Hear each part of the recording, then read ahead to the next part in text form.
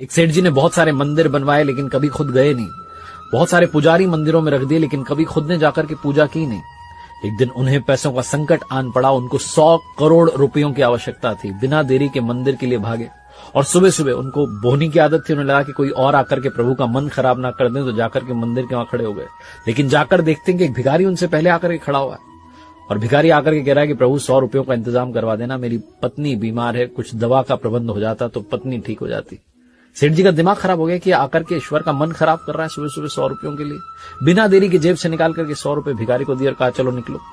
भिखारी ने भगवान को प्रणाम करके कहा क्या बात है, आपने तो पहली बार में ही प्रार्थना स्वीकार ली। और अब सेठ जी का नंबर आया। सेठ जी कहने लगे भगवान 100 करोड़ रुपए का इंतजाम करवा दो, 100 करोड़ रुपए का इंतजाम करवा दो। प्रभु मूर्ति में से प्रकट हुए और कहने लगे कि एक भिखारी से तो तूने मेरा पीछा छुड़वा दिया, लेकिन तुझसे पीछा छुड़वाने के लिए मुझे तुझसे भी बड़ा भिखारी ढूंढना पड़ेगा जो तुझे आकर के 100 करोड़ रुपए दे दे।